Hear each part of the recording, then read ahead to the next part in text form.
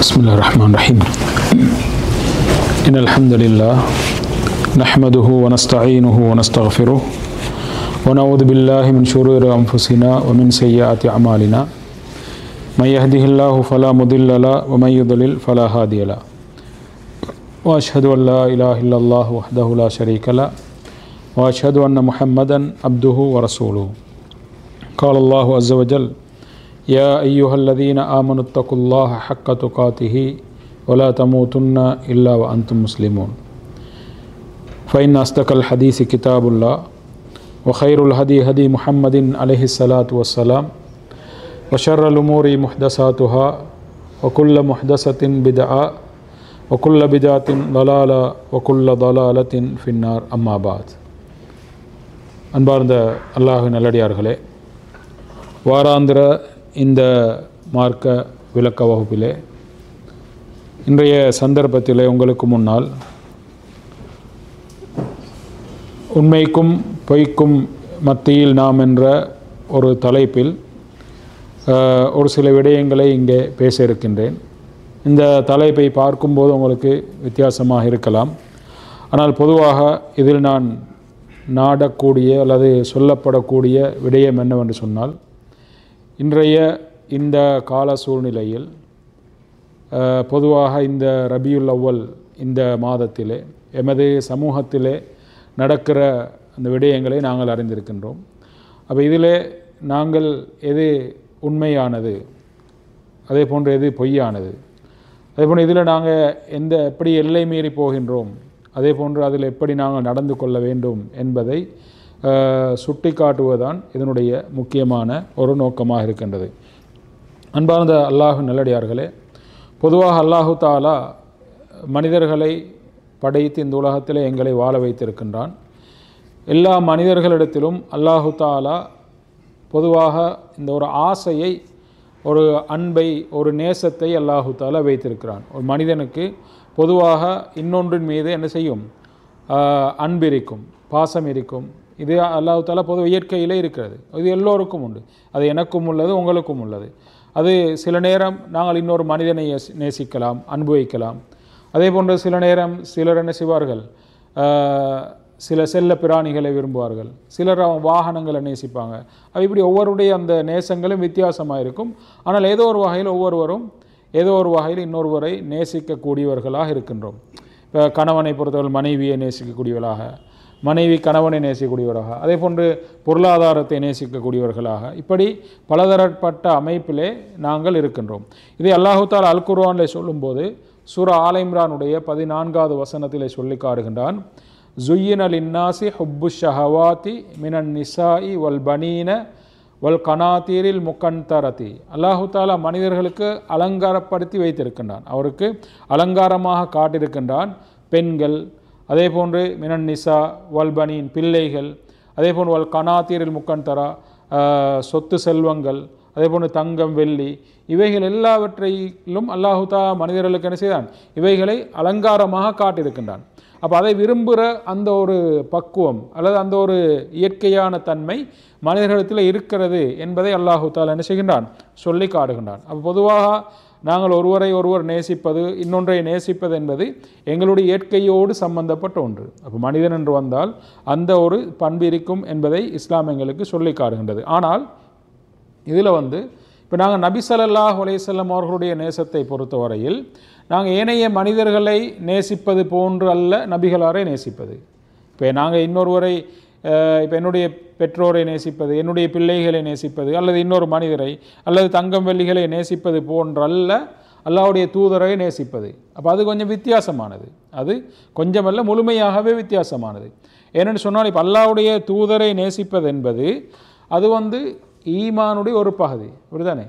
இப்போ எங்களிடத்தில் ஈமான் இருக்குதுன்னு சொன்னால் நாங்கள் அல்லாஹ்வுடைய தூதரை நேசிக்க வேண்டும். அந்த நேசம் இருந்தால்தான் என்னது, அல்லாஹ்வுடைய தூதரை நாங்கள் நேசிக்கிறோம் என்பது அதனுடைய அர்த்தமாகும். அல்லாஹ்வுடைய தூதரை நேசிக்கிறோம் என்பது அதனுடைய அர்த்தமாகும். இப்போ நபி ஸல்லல்லாஹு அலைஹி வஸல்லம் அவர்கள் சொன்னார்கள், ஈமான் எத்தனை கிளைகளை கொண்டது யாருக்கு தெரியும்?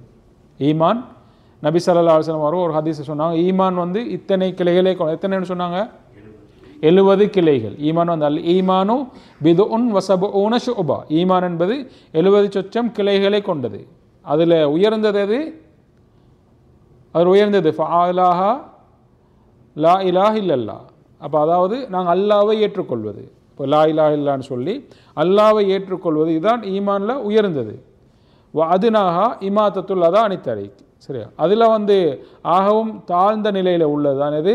நாங்கள் பாதையில் இருக்கக்கூடிய தீங்கு தரக்கூடிய பொருட்களை அகற்றுவது. இது ஈமானுடைய ஒரு பகுதி தான். இந்த ஈமானில் ஒரு பகுதி தான் என்னது? இந்த 70 சொச்சத்தில் ஒன்று தான் அல்லாஹ்வுடைய தூதரை நேசிப்பது. அல்லாஹ்வுடைய தூதரை நேசிப்பது. இப்போ அல்லாஹ்வுடைய தூதரை நேசிப்பது என்பது ஈமானுடைய சுவையை முழுமையாக பெற்றுக்கொள்வதற்கான ஒரு காரணம். ஈமானுடைய சுவையை ஒருவன் முழுமையாக பெற்றுக்கொள்ள வேண்டுமாக இருந்தால் அவன் அல்லாஹ்வையும் அல்லாஹ்வுடைய தூதரையும் நேசிக்க வேண்டும். அல்லாஹ்வுடைய தூதரையும் நேசிக்க வேண்டும். அதே போன்று அல்லாஹ்வுடைய தூதரை அது ஈமானுடைய சுவையை அடைவதற்கான ஒன்று. அதே போன்று ஈமான் முழுமை அடைவதற்கான காரணமும் ஒன்று. என்னது? அல்லாஹ்வுடைய தூதரை நேசிப்பதே. என்னது? நபி ஸல்லல்லாஹு அலைஹி வஸல்லம் அவர்கள் சொன்னார்கள், லா யுமினு அஹதுக்கும் ஹத்தா அகூன அஹப்ப இலைஹி மின் வாலிதிஹி வவலதிஹி வன்னாசி அஜ்மைன். எங்களுடைய பெற்றோர்கள், எங்களுடைய பிள்ளைகள், மக்கள் எல்லோரும், உலகத்தில் மக்கள் எங்களுக்கு நேசத்துக்குரிய இருப்பார்கள். ஆனால் இவர்கள் எல்லோரையும் விட நாங்கள் யாரை நேசிக்க வேண்டும்? அல்லாஹ்வுடைய தூதரை நேசிக்க வேண்டும். அப்போது தான் நாங்கள் என்னது? ஈமானில் முழுமை அடைந்து விட்டோம். அப்போ அல்லாஹ்வுடைய தூதரை நேசிப்பது ஈமானில் ஒரு பகுதி. அதே போன்று ஈமானுடைய சுவையை நாங்கள் பெற்றுக்கொள்வதற்கான ஒரு காரணம். அதே போன்று அந்த ஈமானுடைய முழுமைத்தன்மை எப்போ வரும்? எங்களுக்கு அல்லாஹ்வுடைய தூதரை நேசிப்பதில் தான் இருக்கிறது. அல்லாஹ்வுடைய தூதருடைய அந்த நேசத்தில் தான் இருக்கிறது என்பதை என்ன செய்யலாம்? நாங்கள் புரிந்து கொள்ளலாம். இப்போ அல்லாஹ்வுடைய தூதரை நேசிக்கிறேன்னு சொன்னால், இப்போ நாங்கள் எல்லோரும் நேசிக்கிறோம் தான். அல்லாஹ்வுடைய தூதரை நேசிக்காத மக்கள் இருக்கிறாங்களா? முஸ்லீம்கள் என்று வரக்கூடிய சந்தர்ப்பத்தில் அப்போ எல்லோரும் நாங்கள் நேசிக்கிறோம் தான் அல்லாஹ்வுடைய தூதரை. ஆனால் இந்த நேசத்தில் இங்கே தான் நாங்கள் பார்க்க வேண்டிய அல்லது படிக்க வேண்டிய ஒரு விஷயம் இருக்குது. இதில் உண்மையான நேசம் இருக்கிறது, பொய்யான.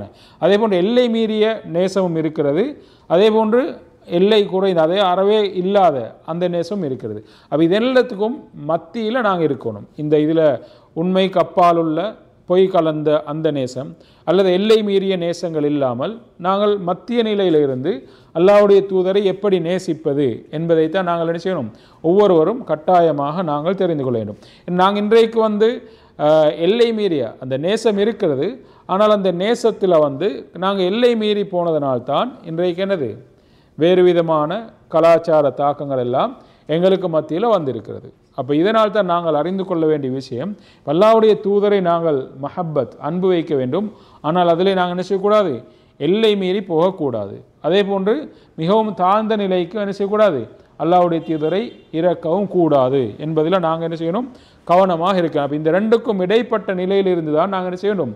அல்லாஹ்வுடைய தூதரை நாங்கள் முழுமையாக நேசிக்க வேண்டும். அப்படி நேசிக்கக்கூடிய சந்தர்ப்பத்திலே தான் நாங்கள் என்ன செய்ய முடியும்? எங்களால் அல்லாஹ்வுடைய தூதரை உண்மையாக நேசிக்கிறோம் என்ற அந்த வட்டத்துக்குள் எங்களால் இருக்க முடியும். அன்பார்ந்த அல்லாஹ் நல்லடியார்களே, பொதுவாக அல்லாஹ்வுடைய தூதரை இன்றைக்கு நாங்கள் எங்களோட சமூகத்தில் நாங்கள் பார்க்கலாம். பொதுவாக குறிப்பாக இந்த மாதங்கள், இந்த ரபியுல் அவ்வல் மாதம் வரும்போது மாத்திரம் அல்லாஹ்வுடைய தூதரை பற்றி புகழ் பாடக்கூடிய ஒரு நிலை இருக்கிறது.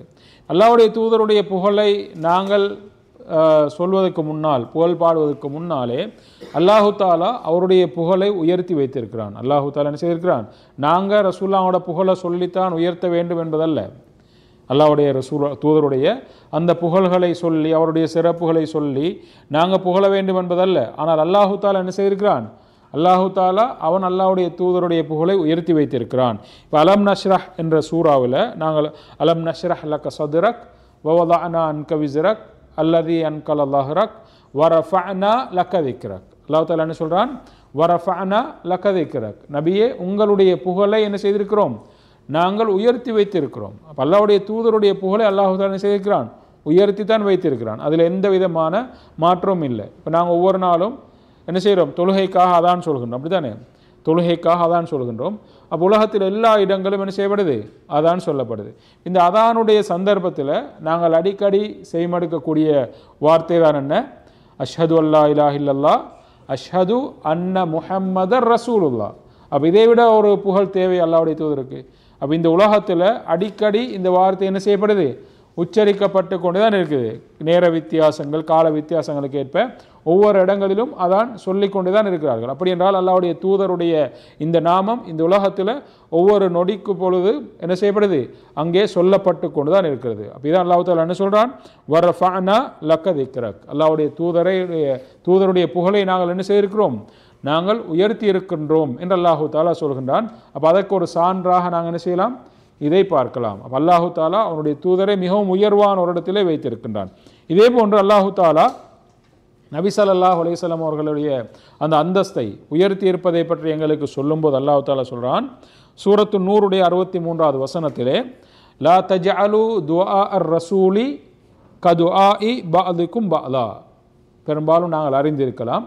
அதாவது அல்லாஹு தாலா சொல்கிறான், நீங்கள் அல்லாஹ்வுடைய தூதரை உங்களில் ஒருவரை அழைப்பது போன்று அழைக்க வேண்டாம். லா தஜஅலு துஆ அர் ரசூல், நீங்கள் அல்லாஹ்வுடைய தூதரை உங்களில் ஒருவரை அழைப்பது போன்று அழைக்க வேண்டாம் என்று அல்லாஹு தாலா இந்த வசனத்தில் சொல்லி காட்டுகிறார். இப்போ நாங்கள் ஒரு ஆளை இன்னொரு ஆள் அழைக்கும் போது நாங்கள் எப்படி அழைப்போம், அவருடைய பேரை சொல்லி அழைப்போம். இப்போ அப்துல்லா என்றுவோம், இல்லாட்டி முஹம்மது என்றுவோம், இப்படி நாங்கள் பேரை சொல்லுவோம், இல்லாட்டி மச்சான் என்றுவோம், நான் இப்படி நாங்கள் சொல்லுவோம். ஆனால் அல்லாஹ்வுடைய தூதரை இப்படி அழைக்க வேண்டாம் என்கின்றான். அல்லாஹ்வுடைய தூதரை முஹம்மதே அப்படின்னு கூப்பிடா, நீங்கள் அழைக்க வேண்டாம் என்று அல்லாஹ் தாலா சொல்கிறான். அப்போ இதை பாருங்கள், அல்லாஹ்வுடைய தூதர் அவரை அல்லாஹு தாலா எந்த அளவு கண்ணியப்படுத்தியிருக்கான், அவனோட பேரை சொல்லி அழைக்கக்கூடாது என்பதை அல்லாஹு தாலா என்ன செய்கிறான், இங்கே சொல்லி காடுகின்றான். இது அல்லாஹு தாலா கூட நபி ஸல்லல்லாஹு அலைஹி வஸல்லமுடைய பெயரை சொல்லி அல்லாஹ் கூட அழைக்கவில்லை, முஹம்மதே என்று அல்லாஹு தாலா கூட குர்ஆனில் அல்லாஹ் கூட அழைக்கவில்லை. பல நபிமார்கள் குர்ஆனில் எத்தனை நபிமார்களுடைய பெயர் சொல்லப்பட்டிருக்குது, 25 நபிமார்களுடைய பெயர்கள், பலருடைய வரலாறுகள் அதில் சொல்லப்பட்டிருக்குது. அப்போ அல்லாஹு தாலா அதில் பல நபிமார்களுடைய எப்படி அழைக்கின்றான் அல்லாஹு தாலா. உதாரணம் இப்ராஹிம் அலைஹிஸ்ஸலாம்னு சொல்லும்போது யா இப்ராஹிம், இப்ராஹிமே என்று அல்லாஹு தாலா பெயரை சொல்லி கூப்பிடுறான். யா ஈசா இன்னா நுபஷ்ஷிருக பிகுலாம், ஈசாவே அலைஹிஸ்ஸலாம் உங்களுக்கு நாங்கள் ஒரு குழந்தையை, அந்த ஈசா அலைஹிஸ்ஸலாமுக்கு இன்னா நுபஷ்ஷிரு, அல்லாஹ் உங்களுக்கு நன்மாராயம், உங்களுக்கு நபித்துவத்தைக்கும் நன்மாராயப்படுத்தியதை அல்லாஹு தாலா சொல்லி காட்டினான். அதே போல் யா யஹ்யா, அப்போ யஹ்யா அலைஹிஸ்ஸலாத்தை அல்லாஹு தாலா ஹுதில் கிதாபை, இந்த வேதத்தை நீங்கள் பற்றி பிடித்து கொள்ளுங்கள். யா ஜக்கரியா, அப்போ ஜக்கரியா அலைஹிஸ்ஸலாத்தை சொல்கிறான்.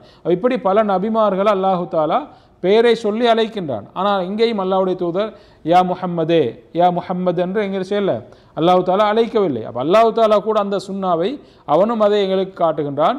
அதே போன்ற எல்லோருக்கும் சொல்கின்றான், நீங்களும் முஹம்மது என்று அழைக்க வேண்டாம். இப்போ அல்லாஹு தாலா அப்படி முஹம்மத் என்ற அந்த பெயரை சொல்வதாக இருந்தால் அந்த பெயரோடு சேர்த்து அல்லாஹு தாலா சொல்கிறான் என்னது, ரிசாலத்தையும் சேர்த்து அல்லாஹு தாலா சொல்வான். ரிசாலத்தையும் இப்போ முஹம்மது என்று தனியாக சொல்லாமல் முஹம்மத் ரசூலுல்லா என்று தான் அல்லாஹ் தாலா சொல்வான். முஹம்மத் ரசூலுல்லா, சும்மா யா முஹம்மத் அப்படின்னு அல்லாஹ் தாலா எங்கேயும் சொல்லலை குர்ஆனில். இப்போ யா இப்ராஹிம், யா மூசா, யா ஈசான்னு சொல்கிற மாதிரி யா முஹம்மத் என்று அல்லாஹ் தாலா எங்கேயும் சொல்லலை.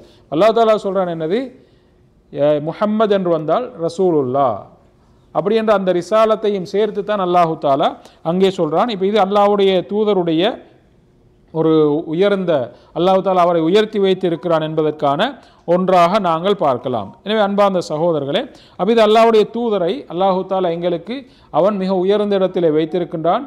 எனவே நாங்களும் உயர்வான இடத்திலே அவரை வைத்து அவரை கண்ணியப்படுத்த வேண்டும் என்று அல்லாஹு தாலா எங்களுக்கு சொல்லி காட்டுகின்றான். அல் குர்ஆனில் சூரா அல் ஃபத்ஹ் என்ற சூராவினுடைய 9வது வசனத்திலே அல்லாஹு தாலா சொல்கின்றான், இன்னா அர்சல்னாக, அல்லாஹு தாலா நபி ஸல்லல்லாஹு அலைஹி வஸல்லம் அவர்களை பார்த்து சொல்கின்றான், இன்னா அர்சல்னாக ஷாஹிதன் வ முபஷ்ஷிரன் வ நதீரா, நபியே உங்களை நாங்கள் ஷாஹிதாக, இந்த உம்மத்துக்கு சாட்சியாளனாக, அதே போன்று முபஷ்ஷிர் உங்களை நன்மாராயம் சொல்லக்கூடிய ஒருவராக, அதே போன்று நதீர் உங்களை எச்சரிக்கை செய்யக்கூடிய, நல்லது கெட்டதை எச்சரிக்கை செய்யக்கூடிய ஒருவராக என்ன செய்திருக்கின்றோம், நாங்கள் அனுப்பியிருக்கின்றோம். எனவே லித்து மீனு பில்லா, அதுக்கு பின்னால் அல்லாஹ் தாலா எங்களுக்கு சொல்கிறான், லித்து மீனு பில்லா, நீங்கள் அல்லாஹ்வை என்ன செய்ய வேண்டும், நம்ப வேண்டும், ஈமான் கொள்ள வேண்டும்.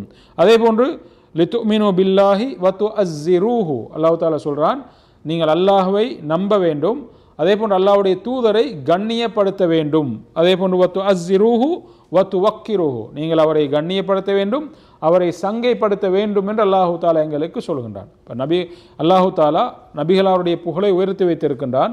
அதே போன்று எங்களுக்கும் அல்லாஹு தாலா சொல்கிறான், அல்லாஹ்வுடைய தூதரை எப்படி எப்படி அனுப்பியிருக்கிறான், ஷாஹிதாக, அதே போன்று முபஷ்ஷிராக, நதீராக, இதே போன்று இன்னும் சில வசனங்களில் சிராஜாக, முனீர், சிராஜம் முனீரா என்று கூட அல்லாஹ் தஆலா பல இடங்களில் அல்லாஹ்வுடைய தூதரை சிறப்பித்து சொல்லி காட்டினார். அவ இப்படி உள்ள இந்த சிறப்புகள் உள்ள அந்த தூதரை நீங்கள் என்ன செய்யணும்? வத்து அஸ்ஸிரூஹு, நீங்கள் அவரை சங்கைப்படுத்த வேண்டும். வத்து வக்கிரூஹு, நீங்கள் என்ன செய்யணும்? அவரை கண்ணியப்படுத்த வேண்டும். அப்போ அவருடைய கண்ணிய குறைவாக நீங்கள் என்ன செய்யக்கூடாது?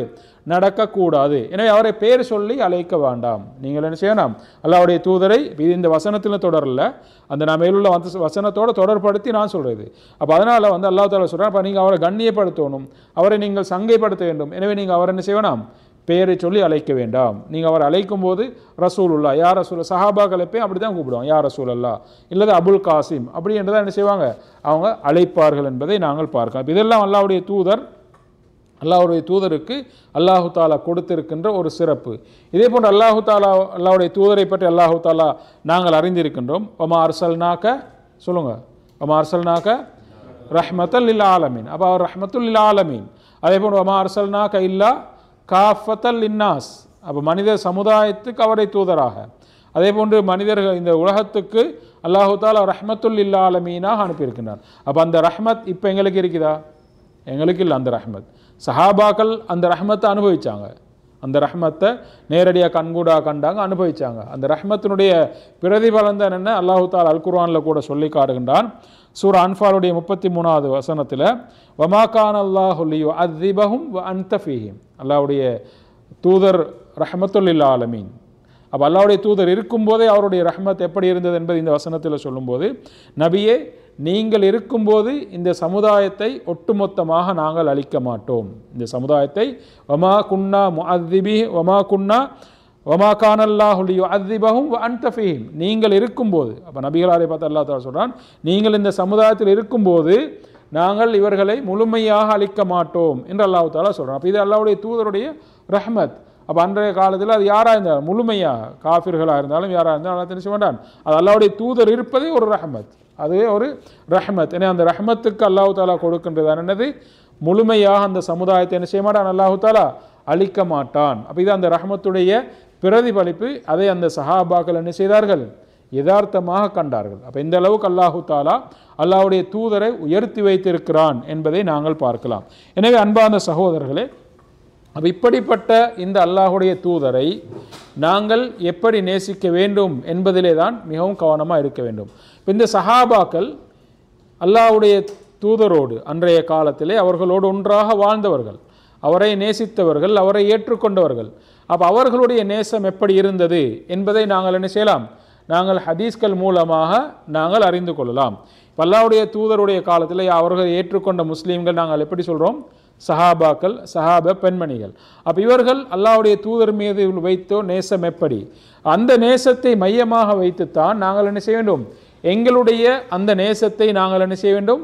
நாங்கள் சிந்திக்க வேண்டும். நாங்கள் எப்படி அந்த நேசத்தை வெளிப்படுத்துவது என்பதை அவர்களுடைய நேசத்தோடு ஒப்பிட்டு தான் நாங்கள் என்ன செய்ய வேண்டும்? நாங்கள் பார்க்க வேண்டும். ஏன்னால் அல்லாஹ்வுடைய தூதரை நேராக கண்டவர்கள், அவர்களோடு ஒன்றாக வாழ்ந்தவர்கள், அவர்களுக்காக பல தியாகங்களை செய்து அவர்களோடு ஒன்றாக இருந்தவர்கள்.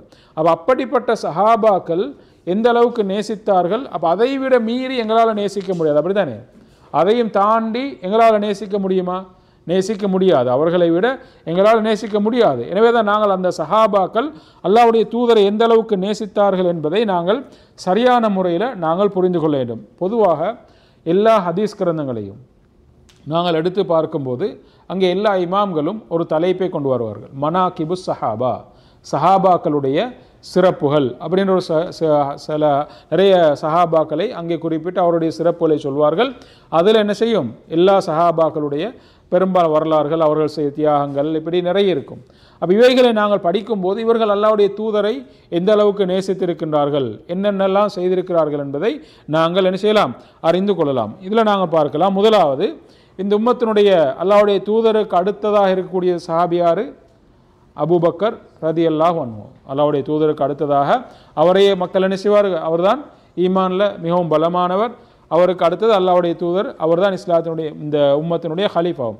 எனவே அவர் அல்லாஹ்வுடைய தூதரை எந்த அளவுக்கு நேசித்தார் என்று நிறைய ஹதீஸ்கள் என்ன செய்யலாம்? எங்களால் பார்க்க முடியும். நிறைய ஹதீஸ்களை எங்களால் பார்க்க முடியும். உதாரணமாக நான் ஒன்றை சொல்லி காட்டுகிறேன். நாங்கள் அறிந்திருக்கின்றோம், நபி ஸல்லல்லாஹு அலைஹி வஸல்லம் அவர்கள் மக்காவை விட்டும் என்ன செய்தார்கள்? மதீனாவுக்கு ஹிஜ்ரத்து போனார்கள், மதீனாவுக்கு ஹிஜ்ரத்து போனார்கள். மக்காவிலே எத்தனை வருடங்கள் இருந்தார்கள்?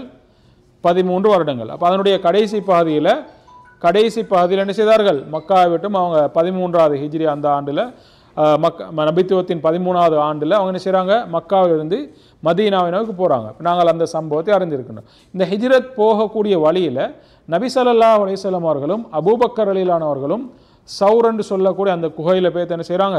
ஒரு 3 நாள் இருக்கிறாங்க. அப்போ அந்த நேரத்தில் அபூபக்கர் ரலியல்லாஹு நபிகளாரும் மாத்திரம் அங்கே குகையிலே நபிகளார் அபூபக்கர் ரலியல்லாஹு அவருடைய மடியில் தூங்கி கொண்டிருக்கின்றார்கள். அந்த நேரத்திலே அபூபக்கர் ரலியல்லாஹு ஒரு விஷஜந்து, அது பாம்புன்னு சொல்லப்படுது, ஒரு விஷஜந்து அவர்களை கடிக்கிறது, அபூபக்கர் ரலியல்லாஹு அவர்களை. அப்போ அந்த எல்லா அபூபக்கர்லையும் ஃபுல்லாக நபிகளாருடைய சேஃப்டியை எல்லா வகையிலும் பார்த்து, ஆனால் ஏதோ ஒரு அமைப்பில் வந்து அது அபூபக்கர் ரலியல்லாஹு கடிக்கிறது. அபூபக்கர் ரலியல்லாஹு என்ன செய்கின்றார்கள்? நபிகளார் உறங்கி கொண்டிருக்கின்றார்கள். எனவே அவர்கள் அசைந்தால் அந்த பாம்பு கடித்தால் எப்படி, அந்த விஷஜந்து கடித்தால் எப்படி இருக்கும்? பாம்பு கடித்தால் அவை எவ்வளோ வருத்தமாக இருக்கும். ஆனால் அவர் என்ன செய்கிறார்? அல்லாஹ்வுடைய தூதர் உறங்குகிறார்.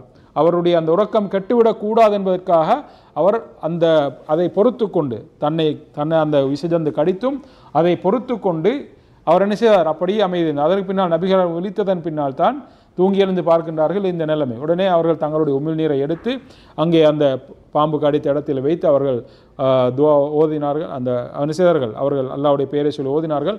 அந்த விஷயம் அப்படி இல்லாமல் போய்விட்டது. அப்போ அல்லாஹ்வுடைய தூதர் மீது இந்த சஹாபாக்கள் இதெல்லாம் நிறைய நாங்கள் பார்க்கலாம், அவர்கள் வைத்திருந்த நேசம்.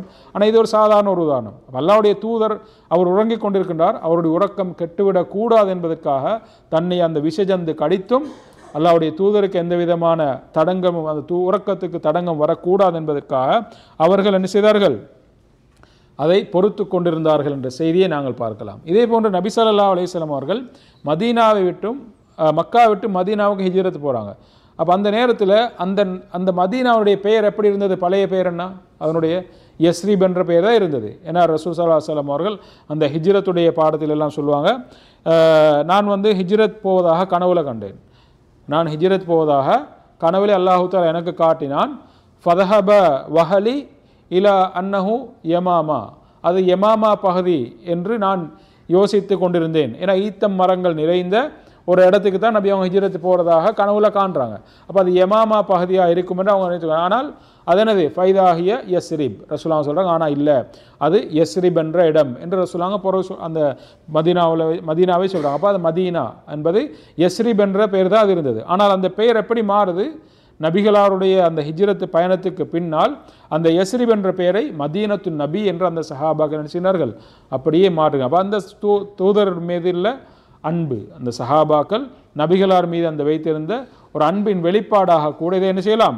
நாங்கள் பார்க்கலாம். அப்போ ஒரு ஊருடைய பெயரையே யஸ்ரிப் என்ற அந்த ஊரை அப்படியே மதீனத்து நபி, அதுக்கு பின்னால் தான் மதீனத்து நபி என்ற அந்த பெயரே அங்கே வந்தது என்பதை நாங்கள் பார்க்கலாம். இதே போன்ற அன்பான சகோதரர்களே, சஹாபாக்கள் ஆண்கள் மாத்திரமல்ல, அதே போன்று சஹாபிய பெண்மணிகள் கூட அல்லாஹ்வுடைய தூதரை எந்த அளவுக்கு நேசித்தார்கள் என்பதை பல சம்பவங்களிலே நாங்கள் பார்க்கலாம். உதாரணமாக உஹது யுத்தம். உஹது யுத்தம் ஹிஜ்ரி எத்தனையாம் ஆண்டு நடக்குது?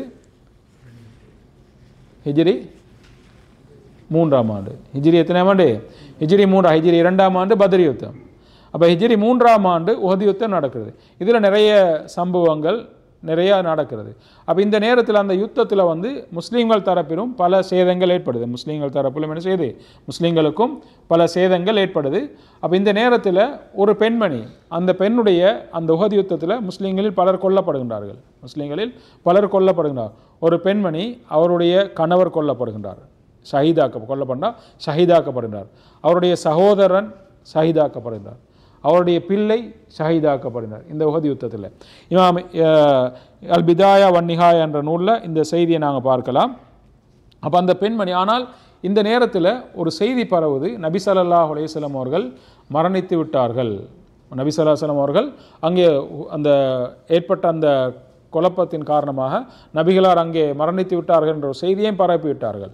அப்போ இந்த நேரத்தில் இந்த பெண்மணிக்கு நபிகளார் மரணித்த அந்த செய்தி தான், மரணித்து விட்டார்கள் என்ற அந்த செய்தி தான் அவருடைய உள்ளத்தில் இருக்குது. இப்போ அவங்க என்ன செய்கிறாங்க? அந்த யுத்த காலத்திலும் அவங்க வராங்க. ஏன்னா பெண்களும் யுத்த காலத்துக்கு வருவாங்க. அவங்க என்ன செய்கிறாங்க? கேட்குறாங்க, பெண்கள் ரசூலுல்லாஹோட நிலைமை என்ன?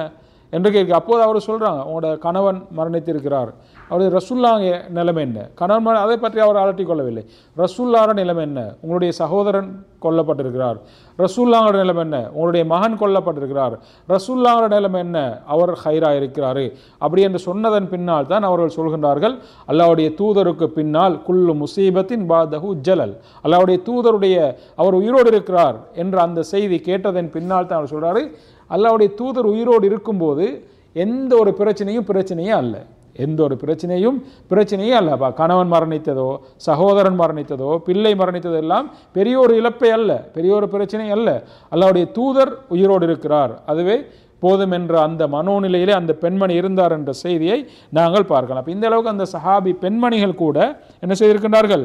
நபி ஸல்லல்லாஹு அலைஹி வஸல்லம் அவர்களை நேசித்திருக்கின்றார்கள் என்ற செய்தியை நாங்கள் பார்க்கலாம். ஏன் அன்றைய காலத்திலே இஸ்லாத்தை ஏற்றுக்கொள்ளாத, அன்றைய காலத்தில் அப்போதைக்கு இஸ்லாத்தை ஏற்றுக்கொள்ளாத காஃபிர்கள் கூட நபிகளாருடைய சஹாபாக்கள் நபிகளாரை எந்த அளவுக்கு நேசித்தார்கள் என்ற செய்தியை ஹதீஸ்கள் மூலம் சொல்கிறார்கள் என்பதை நாங்கள் ஹதீஸ்கள் மூலமாக என்ன செய்யலாம்? நாங்கள் பார்க்கலாம். உதாரணமாக ஹுதைபியா உடன்படிக்கை நடக்குது. ஹுதைபியா உடன்படிக்கை எப்போ நடந்தது? எத்தனையாம் ஆண்டு ஹுதைபியா உடன்படிக்கை? ஹுதைபியா உடன்படிக்கை ஹிஜ்ரி 6ஆம் ஆண்டு. ஹிஜ்ரி எத்தனையாம் ஆண்டு? 6ஆம் ஆண்டு. நபி ஸல்லல்லாஹு அலைஹி வஸல்லம் அவர்கள் மக்கா மதீனாவுக்கு போய் ஹிஜ்ரி 6ஆம் ஆண்டு உம்ரா செய்வதற்காக சஹாபாக்களை அழைத்து கொண்டு என்ன செய்கிறார்கள்?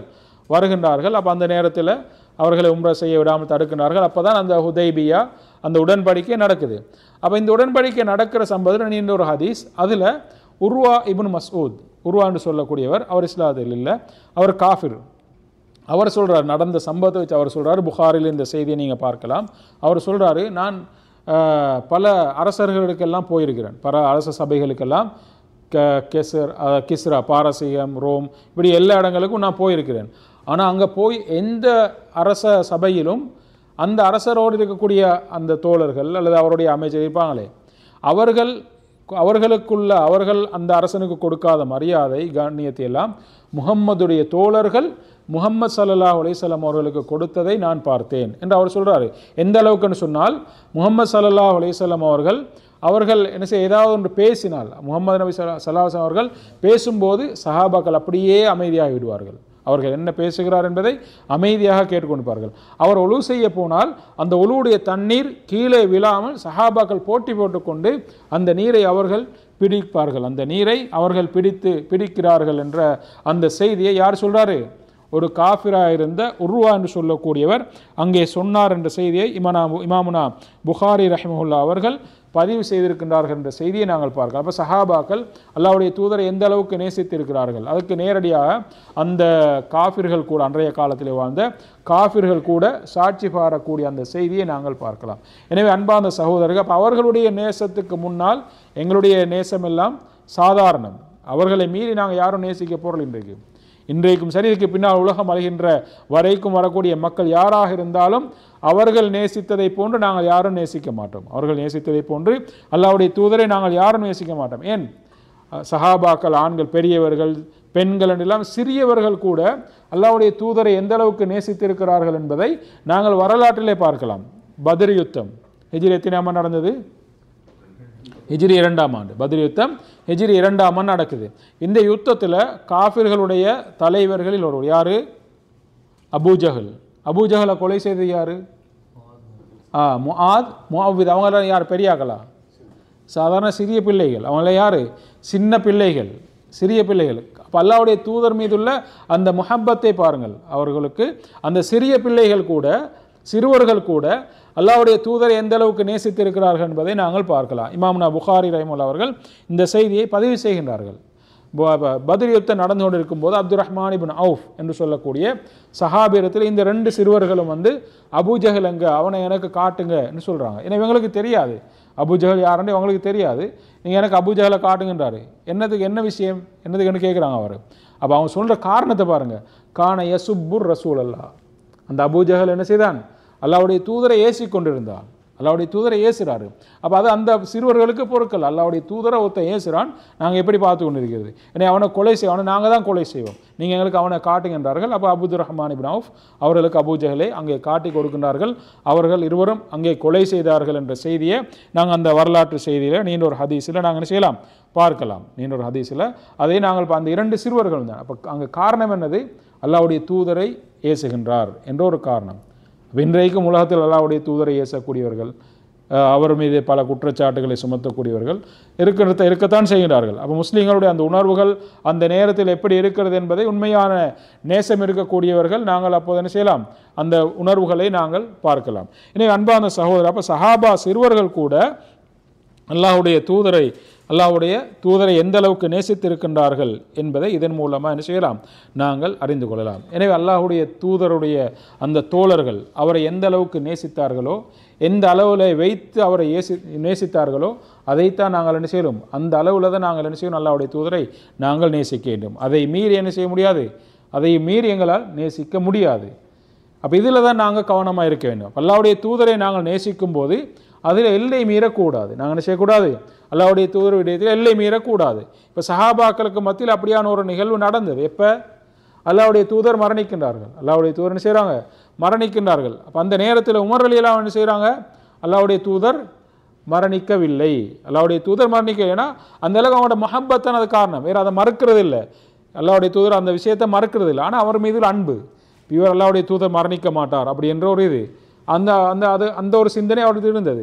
ஆனால் அதுக்கு பின்னால் அபூபக்கர் ரலியல்லாஹு அவர்கள் என்ன செய்கிறார்கள், அவருடைய சிந்தனை அங்கே சீராக்கினார்கள் என்ற செய்தியை நாங்கள் பார்க்கலாம். முஹம்மதாக இருந்தாலும் அவரும் ஒரு மனிதர் தான், அவர் மரணிப்பார், அவர் என்ன செய்வார், மரணிப்பார் என்பதை அங்கு உமர் ரலியல்லாஹு அவர்களுக்கு அபூபக்கர் ரலியல்லாஹு அவர்கள் அங்கே அந்த நேரத்திலே உணர வைத்தார்கள், புரிய வைத்தார்கள் என்ற செய்தியை நாங்கள் பார்க்கலாம். எனவே அவர்கள் உடனே ஏற்றுக்கொண்டார்கள். அப்போ அந்த சிந்தனை இருந்தது, அல்லாஹ்வுடைய தூதர் மரணிக்கவில்லை. அதே போன்று அல்லாஹ்வுடைய தூதர் இறுதி நபி என்பதை நாங்கள் கவனமாக ஏற்றுக்கொள்ள வேண்டும். அல்லாஹ்வுடைய தூதர் அவர் இறுதி நபி, அவருக்கு பின்னால் ஒரு நபி இருக்கிறதா, இல்லை. அதே போன்று அவர் உண்மையிலே மரணித்து விட்டார் என்ற இந்த 2 விஷயத்திலும் நாங்கள் கவனம். அப்போ அல்லாஹ்வுடைய தூதர் மரணிக்கவில்லை என்று சிலர் இன்றைய காலத்திலும் சில இடங்களில் அந்த நம்பிக்கை இருக்கிறது சில மக்களிடத்தில்.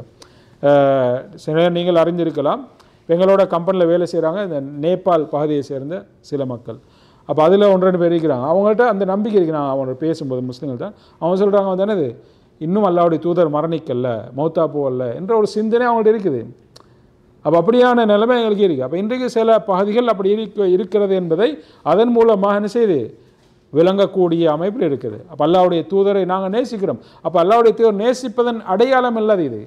அல்லாஹ்வுடைய தூதரை நேசிப்பது அவர் மரணிக்கவில்லை என்று சொல்லி நேசிப்பதல்ல, இது எல்லை மீறுவது, இதான் என்பது, இது பொய்யானது. அப்போ உண்மையான நேசம் என்பது என்னது, அல்லாஹ்வுடைய தூதர் மரணித்திருக்கின்றார். அப்போ இந்த 2க்கும் இடையில் நாங்கள் இருக்க வேண்டும். அப்போ இதைத்தான் அபூபக்கர் ரலியல்லாஹு அவர்கள் உமர் ரலியல்லாஹு அவர்களுக்கு என்ன செய்தார்கள், அதை தெளிவுபடுத்தினார்கள் என்ற செய்தியை நாங்கள் பார்க்கலாம்.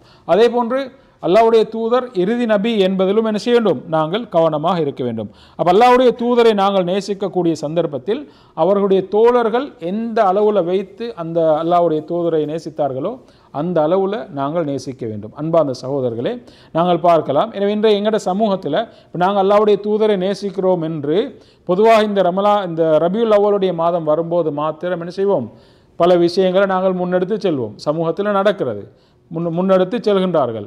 அல்லாஹ்வுடைய தூதரை நேசிக்கிறோம் என்பதற்காக பல விடயங்கள், அதை விலாவாரியாக விளங்கப்படுத்த வேண்டிய அவசியம் இல்லை. ஆனால் இந்த அமைப்பில் நேசம் அல்லாஹ்வுடைய தூதருடைய தோழர்களிடத்தில் இருந்ததா, இதைத்தான் நாங்கள் சிந்திக்க வேண்டும். இப்போ நாங்கள் நேசிக்கிறோம், நேசம் கூடாது என்பதல்ல, அந்த நேசத்தை வெளிப்படுத்தக்கூடாது என்பதும் அல்ல. ஆனால் இந்த அமைப்பில் அவர்கள் வெளிப்படுத்தினார்களா, அதை கொண்டாட்டமாக கொண்டாடி, அதை கொண்டாட்டம் விழா கோலமாக்கி, அங்கே பள்ளி வாயில்களை ஊரை அலங்கரித்து நிறைய வீண் விடயங்கள் செய்து இப்படியான அமைப்பில் எங்கேயாவது அவர்கள் அந்த நேசத்தை வெளிப்படுத்தினார்களா, இதைத்தான் நாங்கள் இந்த கேள்வியை தான் நாங்கள் யோசிக்கணும். அப்போ இதை நாங்கள் எல்லை மீறி போகிறது. அதே போன்று ஆகவே நாங்கள் லோ லெவலில் இருந்தும் இல்லாமல், நாங்கள் எக்ஸ்ட்ரீம் லெவலில் இருந்தும் இல்லாமல் நபி ஸல்லல்லாஹு அலைஹி வஸல்லம் அவர்களை சஹாபாக்கள் எந்த அளவில் வைத்து அவர்களை விட எங்களால் நேசிக்க முடியுமா, அவரை விட எங்களால் அந்த தூதரை நேசிக்க முடியுமா என்பதைத்தான் நாங்கள் என்ன செய்யணும், ஒவ்வொருவரும் சிந்திக்கணும். அல்லாஹ்வுடைய தூதரை நாங்கள் நேசிக்கிறோம் என்று சொன்னால் என்ன செய்யணும், நாங்கள் அல்லாஹ்வுடைய தூதருடைய சுன்னாவை நாங்கள் பின்பற்ற வேண்டும். அப்போ இதுதான் முதன்மையானது என்னது? அல்லாஹ்வுடைய தூதரை நேசிக்கிற நாங்கள் அவருடைய சுன்னா என்று எங்களுக்கு எதெல்லாம் இருக்கிறதோ எல்லா விஷயங்களையும் நாங்கள் என்ன செய்யணும்? நாங்கள் பின்பற்ற வேண்டும். அது பெரிய சுன்னாவாக இருக்கலாம், சிறிய சுன்னாவாக இருக்கலாம். இது பெரியது, அதை செய்கிறோம், இது சிறியது, இதை கணக்கில்லை, இதை பெருசாக அலட்டி கொள்ள வேண்டிய அவசியம் ஒன்று இல்லை, கண்டுகொள்ள வேண்டிய அவசியம் என்று இல்லை அப்படின்றெல்லாம் நாங்கள் யோசிக்கக்கூடாது. அல்லாஹ்வுடைய தூதருடைய சுன்னா என்று வந்தால் எதெல்லாம் எங்களுக்கு செய்ய முடியுமோ அதெல்லாம் கட்டாயமாக நாங்கள் செய்யணும். சாதாரண சுன்னாக்கள் உதாரணமாக நாங்கள் பார்க்கலாம். இன்றைக்கு இந்த பல் துலக்குவது சிவாக் என்பது அது முக்கியமான ஒரு சுன்னா. அல்லாஹ்வுடைய தூதருடைய முக்கியமான ஒரு சுன்னா பல் துலக்குவது. ஆனால் இன்றைக்கு அதில் நாங்கள் நிறைய விஷயங்களை நாங்கள் செய்யலாம் பார்க்கலாம். இப்போ ரசூலுல்லாஹ் பல் துலக்குவது சம்பந்தமாக நிறைய ஹதீஸ்கள், அதே போன்று அவர்கள் அதுக்கு கொடுத்த முக்கியத்துவங்கள் நிறைய பார்க்கலாம். மரண தருவாயில் கூட நபி ஸல்லல்லாஹு அலைஹி வஸல்லம் அவர்கள் அங்கே பல் துலக்கினார்கள். அப்போ அவங்களுக்கு பேச முடியாத நிலைமை, நபிகளாருக்கு பேச முடியாத நிலைமை. அப்போ அப்துர் ரஹ்மான் இப்னு அவுஃப், அதே போன்று ஆயிஷா ரலியல்லாஹு சகோதரன் அபூபக்கர் அப்துர் ரஹ்மான் ஆயிஷா ரலியல்லாஹு சகோதரன், அவர் என்ன செய்கிறாரு? மிஸ்வாக் செய்து கொண்டிருக்கிறாரு. அப்போ அந்த நேரத்தில் நபிகளார் பேச முடியாது, அதை உற்று நோய் கொண்டிருக்கின்றார்கள். அதுக்கு பின்னால் தான் ஆயிஷா ரலியல்லாஹு அன்ஹா செய்கிறாங்க, அதை எடுத்து மென்று நபிகளாரை அந்த மிஸ்வாக் செய்தார்கள் என்ற மிஸ்வாக் செய்து விட்டார்கள் என்ற செய்தியெல்லாம் நாங்கள் பார்க்கலாம். ஆனால் இன்றைக்கு நாங்கள் சமூகத்தில் பார்க்கலாம், அதே போன்று இங்கும் அதே போன்று ஊர்களில் நாங்கள் பார்க்கலாம். சிலர் சுபகுக்கு பள்ளிக்கு வருவாங்க, ப்ரஷ் பண்ணிட்டு வராங்களா? நிறைய பேர் எங்கள்கிட்டையும் அந்த பொடுபோக்கு தானே இருக்கும். நாங்கள் என்ன செய்வோம்? எலும்பினோன்னா அப்படியே சும்மா வாயை கழுவிட்டு அப்படியே போகிறது. யார் ப்ரஷ் பண்ணிட்டு போகிறது? அப்போ அந்த சுபவுடைய சுபகு முக்கியமான ஒரு, நாங்கள் தூங்கி எழும்புகிறோம், வாயில் பொதுவாகவே வாய் நாற்றம் இருக்கத்தான் செய்யும். அப்போ அதனால் ரசூலுல்லாஹ் அந்த மிஸ்வாக் ஆர்வப்படுத்தியிருக்கிறாங்க. இப்போ நோம்பில் கூட மிஸ்வாக் செய்யலாம்னு சொல்கிறது. ஏன்னா வயிறு காலை இருக்கும் போதென்றெல்லாம் அந்த துருவாடை கொண்டு தான் இருக்கும். அப்போ 5 நேர தொழுகையிலும் மிஸ்வாக் செய்வது உங்களுக்கு கடமையாக்கி இருப்பேன், ஆனால் கஷ்டம் என்பதனால தான் நான் விட்டேன் என்று ரசூலுல்லாஹ் சொன்னாங்க. அப்போ ஒவ்வொரு முறையும் அப்போ நாங்கள் பொதுவாக அந்த வாய் நாட்டம் கொண்டிருக்கும். எங்களுக்கு சந்தர்ப்பம் கிடைக்கும் போதெல்லாம் நாங்கள் என்ன செய்யணும்? நாங்கள் மிஸ்வாக் செய்கிற அந்த பழக்கத்தை நாங்கள் வைத்துக்கொள்ள வேண்டும். அப்போ அதில் முக்கியமாக இரவு தூங்கி எழுந்ததன் பின்னால் அது கூடுதலாகவே அந்த நாற்றம் அடைந்தான் இருக்கும். அப்போ நாங்கள் அதை மிஸ்வாக் பண்ணாமல் சும்மா வெறுமனை வாயை கொப்பளிச்சுட்டு அப்படியே சுபகுக்கு பள்ளிக்கு போகிறோம். 4 பேர் பக்கத்தில் சொல்லுவாங்க, ஆமீன் வாயை திறந்தால் பக்கத்தில் இருக்கிறவங்க என்ன செய்யும்? அந்த துருவாடை தான் வீசும். ரசூல் ஸல்லல்லாஹு அலைஹி வஸல்லம் சொன்னாங்க, நீங்கள் வெங்காயம் வெள்ளைப்பூடுகளை சாப்பிட்டுட்டு என்ன செய்ய வேண்டாம்? வெங்காயம் வெள்ளைப்பூடு இவைகளை சாப்பிட்டு பள்ளிக்கு வர வேண்டாம் நாங்கள் பச்சையா. ஏன்னா அந்த வாசம் அடுத்தவர்கள் யூதில் மலாய்க்கா, அது மலக்குமார்களுக்கு அதே போல ஏனையாக்களுக்கு என்ன செய்யும்? ஒரு நோவினை ஆயிக்கும், அதாவது அதில் வாசம் வரும், அதை பச்சையாக திண்டு போனால். அப்போ நாங்கள் ப்ரஷ் பண்ணால் போய் ஆமீனோட நாற்றம் அடைந்த வாயோட போய் சுபகத்தில் விடுறோம். அப்போ அல்லாவுக்கு முன்னால் போகிறது நாங்கள். அப்போ அந்த மிஸ்வாக் என்ற அந்த சுப முக்கியம். அப்போ இன்றைக்கு இந்த சுன்னா எங்களுக்கு மத்தியில் என்னது?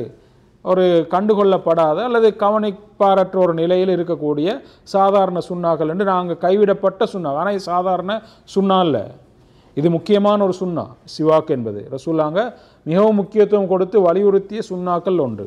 அதே போன்று நாங்கள் பார்க்கலாம் இன்றைக்கு அதாவது இந்த நகம் வெட்டுறதெல்லாம், இப்போ நகம் வெட்டுற இந்த வாலிபர் எடுத்ததெல்லாம் இன்றைக்கு என்னது? நகம் வெட்டுறது ரசூலுல்லாஹ் அதை என்னது? ஒரு 40 குறைஞ்சது 40 நாளுக்கு ஒருக்க என்ன செய்ய வேண்டும்? நாங்கள் அந்த நகம் வெட்டணும். சரியா? அப்போ இன்னும் சிலர் நகங்களை வளர்ப்பாங்க, சிலர் வெட்டுவாங்க, ஆனால் ஒரு நகத்தை அப்படியே விற்பாங்க. இப்படியான நிலைமையெல்லாம் நாங்கள் பார்க்கலாம். அப்போ இதெல்லாம் ஒரு சுன்னா, முக்கியமான சுன்னாக்கு ரசூலுல்லாஹோட. அப்போ சிலர் வெட்ட மாட்டா கடிச்சு இருப்பாங்க, அப்படியான நிலைமையில் இருக்கும். அப்போ ரசூலுல்லாஹ் நகம் வெட்டுவதெல்லாம் என்னது? இயற்கையான 5 விஷயங்கள் என்ற, அதே போல் இயற்கை சில ஹதீஸ்களில் 5 என்று வரும், சில இதில் 10 என்று வரும். அப்போ அதில் ஒன்றாக ரசூலுல்லாஹ் சொன்னாங்க, நீங்கள் கத்துல் அலாஃபிர், அதாவது நகங்களை வெட்டுவது, இதெல்லாம் இயற்கையான அந்த சுன்னாக்களில் ஒன்று. அப்போ இது அல்லாஹ்வுடைய தூதரை நாங்கள் நேசிக்கிறோம்னு சொன்னால் அந்த தூதருடைய நேசத்தின் வெளிப்பாடு அவருடைய சுன்னாவை பின்பற்றுவது. எத்தனையோ சுன்னாக்கள். எனவே அந்த சுன்னாக்களில் எங்களால் எவைகளை எல்லாம் முடியுமோ கட்டாயமாக அவைகளுக்கு நாங்கள் முக்கியத்துவம் கொடுத்து என்ன செய்யணும்? நாங்கள் அந்த சுன்னாக்களை நாங்கள் எங்களுடைய வாழ்க்கையிலே நடைமுறைப்படுத்த வேண்டும். இப்படி ஏராளமான சுன்னாக்கள். அப்போ இது அல்லாஹ்வுடைய சுன்னாவை செய்வது, அதை பின்பற்றுவது என்பது அல்லாஹ்வுடைய தூதரை நேசிப்பதன் அடையாளமாக நாங்கள் பார்க்கலாம்.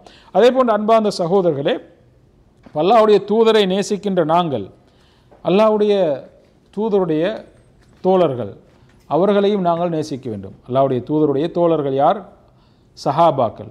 அவர்களையும் நாங்கள் நேசிக்க வேண்டும். அப்போ அல்லாஹ்வுடைய தூதருடைய நேசம் எங்களை எங்கே கொண்டு போய் சேர்க்கும்? மறுமையில் அல்லாஹ்வுடைய தூதரோடு எங்களை ஒன்றாக இருக்க வைக்கும். அல்லாஹ்வுடைய தூதருடைய நேசம், இப்போ நாங்கள் அல்லாஹ்வுடைய தூதரை நேசிப்பது மறுமையில் அல்லாஹ்வுடைய தூதரோடு எங்களை ஒன்றாக இருக்க வைக்கும். எந்த அளவுக்குன்னு சொன்னால், ஒரு சஹாபி நபிகளாடத்தில் வாராரு, புகாரில் வரக்கூடிய ஒரு ஹதீஸ். ஒரு சஹாபி நபிகளாடத்தில் வாராரு, அல்லாஹ்வுடைய தூதரே மதா அஸ்ஸா, மறுமை நாள் எப்போது வரும் என்று கேட்கிறார்கள். மறுமை நாள் எப்போது வரும் என்று கேட்கிறார்கள். அப்போ ரசூலுல்லாஹ் திருப்பி கேட்குறாங்க, வமா ஆதத்தலஹா, நீ என்ன ரெடி பண்ணி வச்சுக்கிறாய்? சரி, மறுமை நாள் வரும்னு கேட்குறாய், என்ன ரெடி பண்ணி வச்சுக்கிற மறுமை நாளுக்காக அப்படின்னு கேட்குறாங்க. அப்போ அவர் என்ன சொல்கிறாரு, நான் பெருசாக ஒன்றும் ரெடி பண்ணி வச்சில்லை, பெருசாக தொழுது நோன்பு பிடிச்சி அப்படிலாம் ஒன்றும் இல்லை, ஆனால் நான் அல்லாஹ்வையும் அல்லாஹ்வுடைய தூதரையும் நேசிக்கிறேன்னு சொல்கிறார். அவர் என்ன செய்கிறாரு, நான் வலாக்கின் ஒஹிப்புல்லாஹ வரசூலாஹ் என்றாலும் நான் அல்லாஹ்வையும் அல்லாஹ்வுடைய தூதரையும் நான் நேசிக்கிறேன்னு சொல்கிறார்கள். நபி ஸல்லல்லாஹு அலைஹி வஸல்லம் சொன்னார்கள், அன்த மஅ மன் அஹ்பப்த, நீ யாரை நேசிக்கிறாயோ அவரோடு மறுமையில் ஒன்றாக இருப்பாய். நீ யாரை நேசிக்கிறாயோ அவரோடு மறுமையில் ஒன்றாக இருப்பாய். அதுக்காண்டி தொழக்கூடாது நோம்பிடிக்கூடாதுன்னு இல்லை. அவர் பெருசாக தொழலை, பெருசாக நோம்பிடிக்கணும், என்னது ஃபர்லான தொழுகை தான் வைப்பாங்க, சுன்னத்துகளை பெருசாக முன்னப்பின்னு இருக்கும். இப்போ நாங்கள் ஃபர்லே தொழுகை பெருசாக தொழுறல, அப்போ அதனால் அதை வச்சு நாங்களும் நான் தொலைமாற நோம்பிடிக்க மாட்டோம், அல்லாஹ்வுடைய தூதரை நேசிக்கிறோம்னு அப்படிலாம் நாங்கள் முடிவெடுக்கப்படாது. அது கட்டாயம் அதுவும் செய்ய வேண்டும், அது கடமை. அல்லாஹ்வுடைய தூதரை நேசிக்க வேண்டும், ஃபர்லுகள் கட்டாயம். அதே போன்று அல்லாஹ்வுடைய தூதரை அப்போ நேசிக்கும் போது என்னது, அது எங்களை நாளை மறுமையிலே அல்லாஹ்வோடு அல்லாஹ்வுடைய தூதரோடு எங்களை ஒன்றாக இருக்க வைக்கும். அப்போ அதன் பின்னால் அனஸ் இப்னு மாலிக் ரலியல்லாஹு அன்ஹு சொல்கின்றார்கள், இந்த செய்தியை கேட்டதன் பின்னால் அவர் சொல்கிறாரு, நான் இப்போ இந்த செய்தியை சொன்ன பின்னால் சஹாபாக்களும் சந்தோஷம். ஏன்னா அவர் சொல்கிறார், நான் அல்லாஹ்வை நேசிக்கிறேன், அல்லாஹ்வுடைய தூதரை நேசிக்கிறேன், அபூபக்கரை நேசிக்கிறேன், உமரை நேசிக்கிறேன் என்று அவர் இப்படியே சொல்லிக்கொண்டே போனார் என்ற செய்தியை நாங்கள் என்ன செய்யலாம், அந்த ஹதீஸின் தொடராக நாங்கள் பார்க்கலாம். ஏன்னா அல்லாஹ்வுடைய தூதரை நாங்கள் எப்படி நேசிக்கிறோமோ அல்லாஹ்வுடைய தூதரோடு இருந்த அவருடைய தோழர்களையும் நாங்கள் நேசிக்க வேண்டும். சஹாபாக்கள் அவர்களையும் சஹாபாக்கள் ஆண்கள் பெண் எல்லோரையும் நாங்கள் என்ன செய்யணும், நாங்கள் அன்பு வைக்கிறேன்டா என்னது, இப்போ அவங்க இல்லை உயிரோட, அதாவது அவர்கள் பற்றி பல குற்றச்சாட்டுகள் வரும். அவங்க எல்லாம் எங்களை போன்ற மனிதர், அவங்க எங்களை போன்றதா வித்தியாசம் இல்லை, ஆனால் எங்களை விட சிறப்பானவர்கள், இப்போ அல்லாஹ்வுடைய தூதரும் எங்களை போன்ற ஒரு மனிதர் தான், ஆனால் எங்களை விட சிறப்பானவர். அப்போ அவருக்குரிய கண்ணியத்தை நாங்கள் அவருக்கு கொடுக்க வேண்டும், சஹாபாக்களுக்குரிய கண்ணியத்தை நாங்கள் அவருக்கு கொடுக்க வேண்டும். அப்போ சஹாபாக்களை புறக்கணிக்கின்ற அல்லது சஹாபாக்களை திட்டுகின்ற ஏசுகின்ற அப்படியான அந்த குழுக்கள், இந்த ஷியாக்கள் இதெல்லாம் சஹாபாக்களை தூற்றுகின்ற, அல்லாஹ்வுடைய தூதருடைய மனைவிமார்களை விமர்சிக்கின்ற, அப்போ இதெல்லாம் இதிலிருந்து நாங்கள் கவனமாக இருக்க வேண்டும். அப்போ அல்லாஹ்வுடைய தூதரை நாங்கள் நேசிப்பது என்னது, இப்போ நாங்கள் ஒன்றை நேசிக்கிறோம்னு சொன்னால் அதோடு சேர்ந்ததையும் சேர்த்து நாங்கள் நேசிக்கணும், அவரோடு சேர்ந்ததையும் சேர்ந்து என்ன செய்வோம், நாங்கள் நேசிக்க வேண்டும். இப்போ நாங்கள் ஒரு ஆள் நேசிக்கிறோம், இப்போ நாங்கள் என்ன செய்வோம், உதாரணம் இன்றைக்கி இளைஞர்களுக்கு மத்தியில் இப்போ லவ் பண்ணுற அந்த மூடல் இருக்கும், காதல் அவங்க நேசம். அப்போ அவங்க லவ் பண்ணும்போது அவங்க என்ன செய்வாங்க, அதுவும் நேசம்னு தான் சொல்கிறாங்க.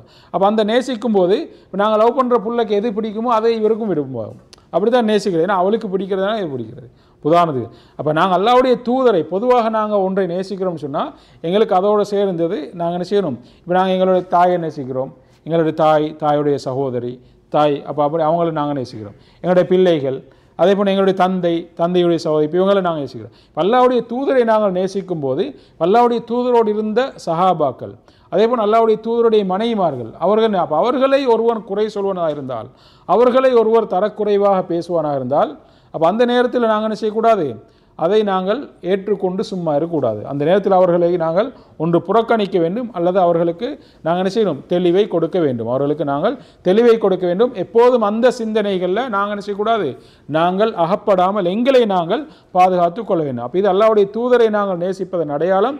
அல்லாஹ்வுடைய தூதருடைய தோழர்களையும் கட்டாயம் என்ன செய்யணும், நாங்கள் நேசிக்க வேண்டும் என்பதை என்ன செய்யணும், நாங்கள் ஒவ்வொருவரும் புரிந்து கொள்ள வேண்டும். அதே போன்று அல்லாஹ்வுடைய தூதரை நேசிப்பதற்கான அடையாளங்கள் ஒன்றுதான், அல்லாஹ்வுடைய தூதருடைய வாழ்க்கை வரலாறை நாங்கள் படிக்க வேண்டும். அப்படி படிக்கும்போது தான் என்ன செய்யும், எங்களுக்கு அவரை பற்றி தெரியும். இப்போ ஒருவரை பற்றி நாங்கள் தெரியாமல் எப்படி அவரை நேசிக்கிறது? அப்போ அல்லாஹ்வுடைய தூதரை நாங்கள் தெரிய வேண்டுமாக இருந்தால் அவருடைய சீராவை நாங்கள் என்ன செய்ய வேண்டும், நாங்கள் படிக்க வேண்டும். அவருடைய சீராவை நாங்கள் படிக்க வேண்டும். இன்றைக்கு நிறைய மாற்று மதத்தவர்கள் கூட அல்லாஹ்வுடைய தூதருடைய வரலாறுகளை எல்லாம் படிக்கக்கூடிய நிலையை நாங்கள் பார்க்கலாம். ஆனால் முஸ்லீம்கள் அதில் மிகவும் பலகீனமான ஒரு நிலையில் நாங்கள் இருப்பதை நாங்கள் பார்க்கின்றோம். எனவே அந்த நிலை இல்லாமல் அல்லாஹ்வுடைய தூதருடைய அந்த வரலாறை நாங்கள் படிக்கும்போதுதான் எங்களுக்கு உண்மையில் இப்படிப்பட்ட ஒரு மனிதரா, என்பதை நாங்கள் என்ன செய்யலாம், வியந்து பார்க்கலாம். எனவே தான் இன்றைக்கு வரலாற்றை படிக்கக்கூடியவர்கள், மாற்று மதத்தவர்கள் கூட நபிகளாரை வியந்து பார்க்கக்கூடிய மனித வரலாற்றில் என்னது ஆலமு பசரின் ஃபி தாரீஹில் இன்சான், மனித வரலாற்றில் மகத்தான ஒரு மனிதர். அப்போ மனித வரலாற்றில் மிக இப்படியான ஒரு மனிதர் இருந்தாரா என்று மனிதர் மாற்று மதத்தவர்கள் கூட ஆச்சரியப்படக்கூடிய அளவுக்கு அவருடைய வாழ்க்கை வரலாறு இருந்தது என்பதை நாங்கள் பார்க்கலாம். நாங்கள் அறிந்திருக்கின்றோம். அதாவது கிறிஸ்தவ மதத்தைச் சேர்ந்த ஒரு அறிஞர், ஒரு ஆசிரியர் வந்து என்ன செய்தார், ஒரு நூலாசிரியர் ஒரு நூல் அறிந்தார். என்ன நூல் அது? அப்போ அதில் வந்து அவர் என்ன செய்தார், ரசூல் ஸல்லல்லாஹு அலைஹி வஸல்லம் அவர்களை முதன்மைப்படுத்துகிறார். இப்போ அதுக்கு அவர் என்ன காரணம் சொல்கிறாரு, இந்த உலகத்தில் வந்து மார்க்க ஆன்மீக ரீதியிலும் சரி, அதே போன்று அரசியல் ரீதியிலும் சரி, இரண்டிலுமே தனித்துவமாக விளங்கிய ஒருவர் தான் முஹம்மது ஸல்லல்லாஹு அலைஹி வஸல்லம் அவர்கள். எனவே தான் அவரை நான் இங்கே இந்த நூலிலே நான் செய்தேன், அவரை முதலாவது இடத்துக்கு நான் அவரை கொண்டு வந்திருக்கிறேன்னு சொல்கிறார். அப்போ அந்த அளவுக்கு அவர்கள் அல்லாஹ்வுடைய தூதருடைய வரலாற்றை ஆய்வு செய்திருக்கின்றார்கள், படித்திருக்கின்றார்கள் என்பதை நாங்கள் பார்க்கலாம். எந்த விதமான குறைகளும் சொல்ல முடியாத அளவுக்கு அல்லாஹ்வுடைய தூதருடைய வரலாறு தூய்மையானது. எனவே அந்த வரலாறை என்ன செய்வோம், நாங்கள் ஒவ்வொருவரும் முடிந்த அளவு நாங்கள் படிக்க வேண்டும். அது சம்பந்தமான புத்தகங்கள் இன்றைக்கு எல்லா மொழிகளிலும், எங்களுடைய நூல்களிலும் நிறைய தமிழ்கள் மொழிகளில், அதே போல் எங்களுக்கு தெரிந்த ஆங்கில மொழியாக இருக்கலாம், அதே போன்று பல மொழிகளிலும் இன்றைக்கு என்ன செய்யப்படுது, அல்லாஹ்வுடைய தூதருடைய வாழ்க்கை வரலாறுகள் அங்கே தொகுக்கப்பட்டிருக்கிறது. அப்போ எங்களால் முடிந்த அளவு எங்களுக்கு நாங்கள் டைம் கிடைக்கிற நேரம் இல்லை, நேரம் எடுத்து அல்லாஹ்வுடைய தூதருடைய வரலாறை நாங்கள் படிப்பதற்கு நாங்கள் முயற்சி எடுக்க வேண்டும். அதே போல் எங்களுடைய பிள்ளைகளுக்கும் நாங்கள் என்ன செய்யணும், அதை நாங்கள் படித்து கொடுப்பதற்கான வசதியை நாங்கள் செய்து கொடுக்கணும். இப்போ இன்றைக்கு ஏன்னா எல்லாரும் இன்றைக்கு பிஸியான காலத்தினால், ஒன்று பெற்றோர்களாக இருந்தால், பெரியவர்களாக இருந்தால் என்ன செய்வாங்க, அவங்க தொழில் அப்படி என்று போய் அவங்க பிஸியாக இருப்பாங்க. பிள்ளைகள் என்று வந்தால் படிப்பு அதுன்னு சொல்லி அவங்களோட வேறு விதமான படிப்புகள் அவங்க ஒவ்வொரு பிஸி ஆகிக்கிறாங்க. பெண்கள் வந்தால் வீட்டு வேலை சமையல் அப்படின்னு சொல்லி அதில் பிஸியாக இருக்கிறாங்க. அப்போ இப்படி ஒவ்வொருவரும் ஏதோ ஒரு அமைப்பில் பிஸியாக இருக்கிற இந்த சூழலில் நாங்கள் முடிந்த அளவு டைம் எடுத்து அல்லாஹ்வுடைய தூதருடைய அந்த வரலாறை நாங்கள் படிக்கும்போது தான் என்ன செய்யலாம், எங்களுக்கு உண்மையில் அவருடைய வரலாறை புரிந்து கொள்வதற்கான வாய்ப்புகள் இருக்கும். ஏன்னா அப்போ எங்களுக்கு முழுமையாக படிக்கலாம். இப்போ நிறைய புத்தகம் தமிழில் மிகவும் பிரபல்யமான நூல் அது தமிழில் படிக்கிறதுக்கு அது ரஹீக்குல் மக்தூம். அதே போல் அல்லாஹ்வுடைய தூதருடைய அந்த வரலாறை அவரை பற்றி முழுமையாக வர்ணிக்கக்கூடிய சஹாபாக்கள் அல்லாஹ்வுடைய தூதர் எந்த அளவுக்கு நேசித்தார் என்பதற்கான அடையாளம் கூட அவருடைய அணுவாக அங்கே சிறப்பித்து ரசூலுல்லாஹ் எப்படி இருப்பார்கள் இவன்றெல்லாம் சொல்லிருக்கக்கூடிய நூல்கள் எல்லாம் இருக்கிறது. அப்போ அதுக்கு என்ன சொல்ற, அந்த இமாம் திர்மிதியுடைய ஷமாயிலு திர்மிதி, அப்போ ரசூலுல்லாஹ் அவளை பற்றி அந்த முழுமையான ஒரு வர்ணனை. அந்த நூலை படிக்கும் போதெல்லாம் ரசூலுல்லாஹோட அந்த அமைப்பு அவங்க எப்படி என்பதையெல்லாம் எங்களால் என்ன செய்ய முடியும், கண்டுகொள்ள முடியும். அப்போ அது இன்றைக்கு பல இடங்களில் கிளாஸாக கூட நடத்தப்படுகின்றது, பல தவா சென்டர்களில்.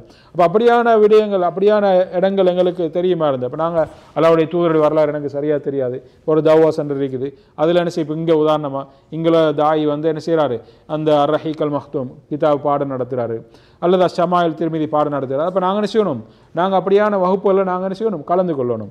அதே போல் எங்களுக்கு தெரிந்த இணையவர்களையும் நண்பர்களையும் நாங்கள் முடிந்த அளவு நாங்கள் அழைத்து கொண்டு அதில் கலந்து கொள்ளும்போது அல்லாஹ்வுடைய தூதரை பற்றி என்ன செய்யலாம், எங்களுக்கு படித்து கொள்ளக்கூடிய அந்த வாய்ப்பு எங்களுக்கு இருக்கிறது என்பதை நாங்கள் புரிந்து கொள்ள வேண்டும். எனவே அல்லாஹ்வுடைய தூதரை நேசிப்பதன் அடையாளம் இதுகள் தான். அப்போ இதில் நாங்கள் எல்லை மீறி போவது என்பது அது இஸ்லாம் எங்களுக்கு காட்டித்தராத ஒன்று. அதில் எல்லை வெறும் கொண்டாட்டங்களோடு மாத்திரம் நாங்கள் என்ன செய்வது, முடித்துக்கொள்வது வந்து உண்மையான ஒரு நேசம் கிடையாது.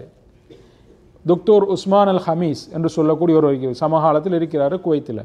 இவர் இன்றைக்கு அல்லாஹ்வுடைய தூதருடைய அந்த பிறந்த நாளை கொண்டாடுவது, இதை பற்றி அவர் என்ன செய்கிறாரு, அவர் கொஞ்சம் விளங்கப்படுத்துகிறார். அப்போ அவர் சொல்லும்போது சொல்கிறாரு, இதில் வந்து பல கோணங்கள் அவர் விளங்கப்படுத்துகிறார். ஒன்று, இது வந்து மார்க்கத்தில் அடிப்படையே இல்லாத ஒன்று அவர் சொல்கிறாரு. இப்போ நான் என்ன கருத்து சொல்லலை, அந்த ஷேഖுடைய கருத்தை நான் சொல்கிறேன். ஒன்று வந்து இது என்னது, மார்க்கத்தில் அடிப்படையே இல்லாத எந்த ஒரு சஹியான ஹதீஸும் இல்லை இப்படியாக செய்வதற்கு, இப்படி கொண்டாடுவதற்கு. அதே போன்று பலகீனமான ஹதீஸ் கூட இல்லை, ஆனால் சமூகத்தில் செய்கிறாங்க. அப்போ இது வந்து என்னது, அடிப்படை இல்லாத ஒரு விஷயம். அதே போன்று அல்லாஹ்வுடைய தூதர் வந்து எந்த திகதியில் பிறந்தார்கள் என்பதற்கு குறிப்பிட்ட ஒரு ஆதாரம் இல்லை. எந்த திகதியில், இன்றைக்கு நாங்கள் ரபியுல் அவ்வல் 12 தானே சொல்கிறோம், 12 ரசூலுல்லாஹ் பிறந்தாங்க. அப்போ அதனால தான் அந்த நாளை சிறப்பித்து கொண்டாடி கொண்டு இருக்கின்றோம். 1லிருந்து 12 வரைக்கும் சில இடங்களில் விமர்சையாக கொண்டாடுவாங்க. அப்போ அவர் சொல்கிறாரு, ரசூல் ஸல்லல்லாஹு அலைஹி வஸல்லம் அவர்கள் எந்த திகதியில் பிறந்தார் என்பது உறுதிப்படுத்தப்படாத ஒரு தகவல். அறிஞர்களுக்கு மத்தியில் சுமார் 7-8 கருத்துக்கள் இருக்குது சொல்லுவாங்க எப்போ பிறந்தா என்பது. அதில் பெரும்பாலானாக்கள் ரபியுல் அவ்வல் 12 சொல்கிறாங்க, ஆனால் உறுதி இல்லை. இந்த 7-8 கருத்தில் இதே கூடுதலாக சொல்கிறாங்க, ஆனால் அதுவும் உறுதிப்படுத்தாத ஒரு தகவல். ஆனால் உறுதியான தகவல் எது?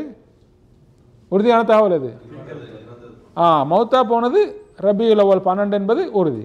அப்போ அவர் சொல்கிறாரு, இப்போ ரசூலுல்லாஹ் பிறந்தது 12 என்பது உறுதி இல்லாத ஒரு செய்தி, மரணித்தார்கள் என்பது உறுதியான ஒரு செய்தி. அப்படின்னு நாங்கள் இந்த நாளை கொண்டாடுறோம்னா நாங்கள் அவங்க மரணித்ததை வச்சு கொண்டாடுறோம். அப்போ அவர் மௌத்தா போன சந்தோஷம் எங்களுக்கு. இது அவர் சொல்லக்கூடிய ஒரு தகவல்.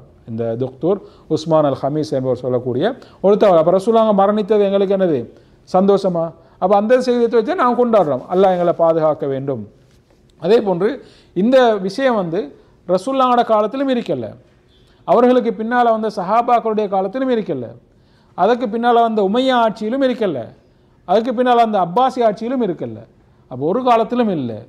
அப்போ எப்படி இதை என்னது கொண்டாட்டமாக கொண்டாடுறது? அப்போ இது கொண்டாடுறது என்னது?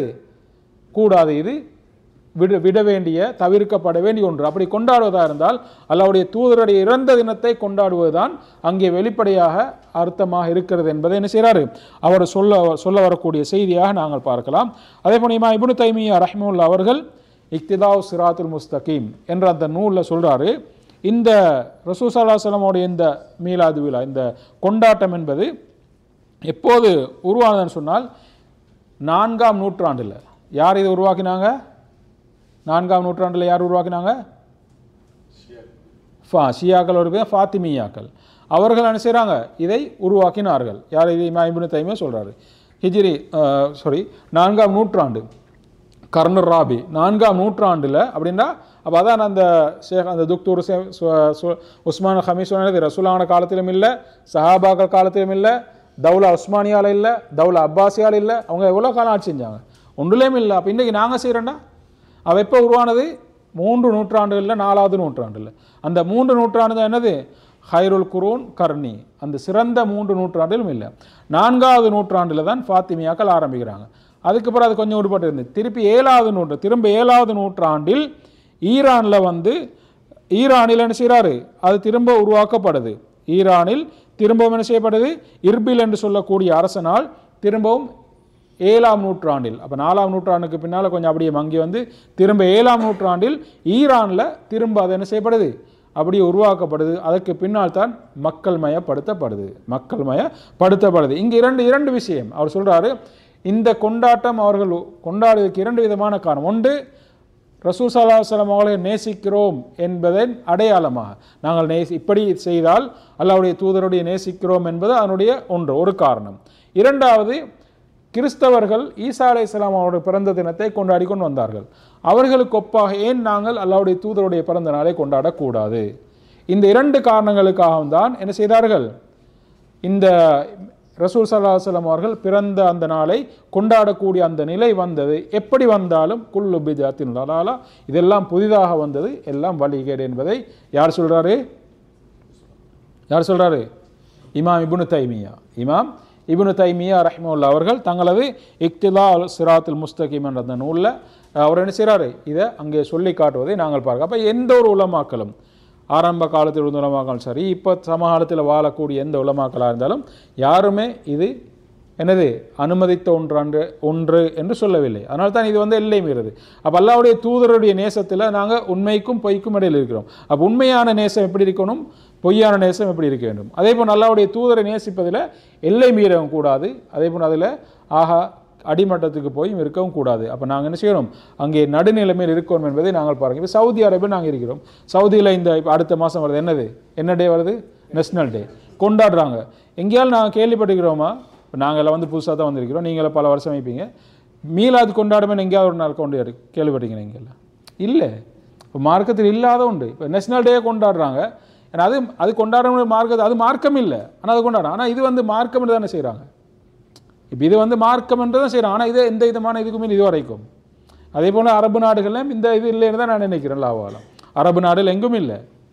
அப்போ இது எரிக்கிறேன்னு சொன்னால் அரபு நாடுனா இந்த ஈரான், அந்த பொதுவாக பெரும்பாலும் ஷியாக்கள் ஆதிக்கம் இருக்கக்கூடிய அந்த இடங்களில் தான் இந்த விடயங்கள் இருக்கிறது. அப்போ இதை நாங்கள் பார்க்கலாம். எனவே அன்பார்ந்த சகோதரர்களே, இப்போ சவுதியில் இல்லைன்றதுக்கான அது மார்க்கம் இருக்கிறதுக்காக மார்க்கம் இல்லைன்னு சொல்ல வரல, ஒரு உதாரணத்துக்கு தான் நாங்கள் காட்டுறது. அப்போ எனவே அன்பார்ந்த சகோதரர்களே, இப்போ நாங்கள் அல்லாஹ்வுடைய தூதரை நாங்கள் நேசிக்க வேண்டும். அது அந்த நேசம் சரியான அமைப்பில் என்ன செய்யணும், அந்த நேசம் இருக்க வேண்டும். அந்த நேசம் என்ன செய்யும், எங்களை நாளை மறுமையில் எங்களை சுவர்க்கத்துக்கு இட்டு செல்லும். அந்த நேசம் எங்களை சுவர்க்கத்துக்கு இட்டு செல்லும். நாளை மறுமையில் உண்மையிலே நாங்கள் அவரை சரியான முறை நாங்கள் நேசிக்கிறோம்னு சொன்னால், அந்த சஹாபாக்கள் அதே போன்று அவர்களை தொடர்ந்து வந்தவர்கள் எப்படி அவர்களை நேசித்தார்களோ அந்த அமைப்பில் தான் நாங்கள் என்ன செய்யணும், அந்த நேசத்தை நாங்கள் வைத்துக்கொள்ள வேண்டும். இதிலே நாங்கள் அதையும் மீறி நாங்கள் போவதென்பது நாங்கள் எல்லை மீறி போவதற்கான ஒரு விஷயமாகும். எனவே மார்க்கத்துடைய விஷயங்களை அதிலும் குறிப்பாக அல்லாஹ்வுடைய தூதரை நாங்கள் நேசிப்போம். அல்லாஹு தாலாவே அவரை உயர்த்தி வைத்திருக்கும் போது நாங்கள் விசேஷமாக நாங்கள் என்ன செய்ய தேவையில்லை, ஒன்றும் செய்ய தேவையில்லை. விசேஷமாக நாங்கள் ஒன்றும் வேண்ட தேவையில்லை. அவருடைய இப்போ இன்றைக்கு அல்லாஹ்வுடைய தூதர் எங்களோட உயிரோடு இல்லை. எனவே எங்களுக்கு இன்றைக்குள்ள பொறுப்பு அவருடைய சுன்னாவை நாங்கள் முடிந்தளவு எங்களுடைய வாழ்க்கையில் நடைமுறைப்படுத்துறது.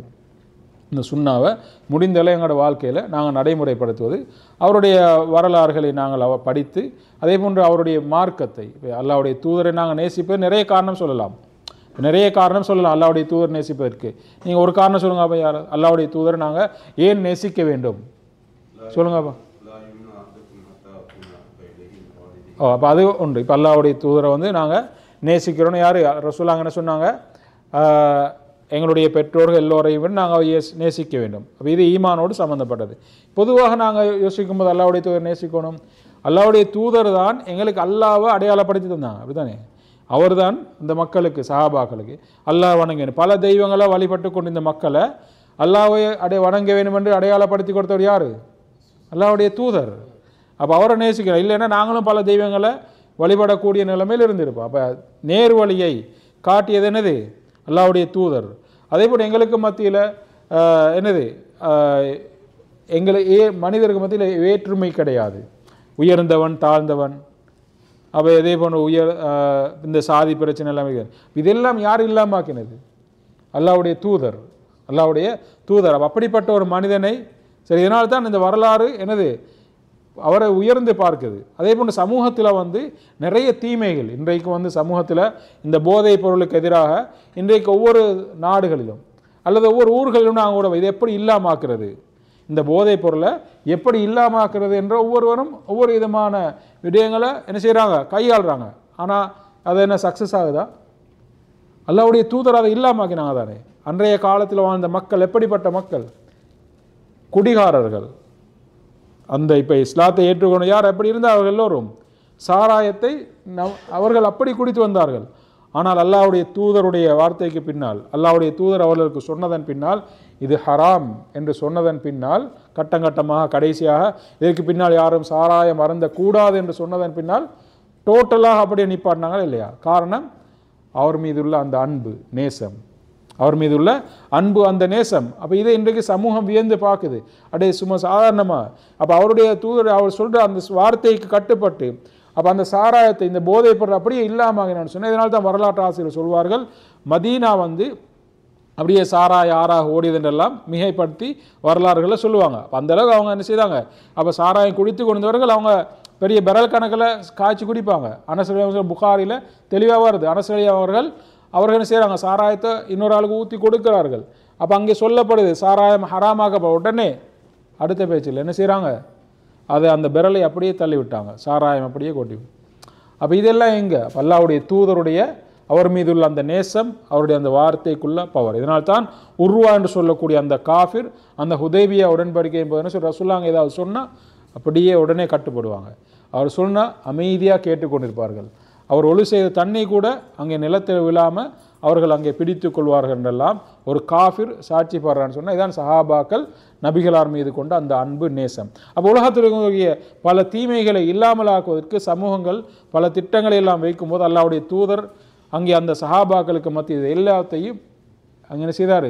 அன்றைய காலத்திலும் இந்த பின்னைக்கு நாங்கள் சாதி பிரச்சனைன்னு சொல்கிற மாதிரி குலப்பிரச்சனை, கோத்தி பிரச்சனை எல்லாம் இருந்தது. எல்லாவற்றையும் இல்லாமல் ஆக்கினார்கள், எல்லாவற்றையும் இல்லாமல் ஆக்கினார்கள் என்ற செய்தியை அவருடைய வரலாற்றிலிருந்து நாங்கள் பார்க்கலாம். எனவே அன்பார்ந்த சகோதரர்களே, அல்லாஹ்வுடைய தூதருடைய அந்த நேசம் எங்களை என்ன செய்து? எங்களுடைய ஈமானை பலப்படுத்துது, முழுமையாக்குது. அந்த ஈமானுடைய சுவையை எங்களுக்கு பெற்றுக்கொள்வதற்கான ஒரு சந்தர்ப்பத்தை தருது. அதே போன்று அந்த ஈமானிலே நாங்கள் உண்மையாக முஸ்லீமாக நாங்கள் இருக்கிறோம்னு சொன்னால் அல்லாஹ்வுடைய தூதரை நேசிப்பதில் இருக்கிறது. அல்லாஹ்வுக்கு பின்னால் அல்லாஹ்வுடைய தூதரை நேசிப்பதில் இருக்கின்றது. எனவே அந்த தூதரை உண்மையான முறையில் அதிலே நாங்கள் எது உண்மை எது பொய் என்பதை அறிந்து அதற்கு இடைப்பட்ட அமைப்பில் அல்லாஹ்வுடைய தூதரை முழுமையான முறையில் உண்மையாக நேசித்து நாளை மறுமையிலே சுவர்க்கத்தில் அந்த தூதரோடு ஒன்றாக இருக்கக்கூடிய பாக்கியத்தை அல்லாஹு தஆலா எம் ஒவ்வொருவருக்கும் தந்தருள்வானாக. வ ஆகிரு தஅவானா அனில் ஹம்துலில்லாஹி ரப்பில் ஆலமீன்.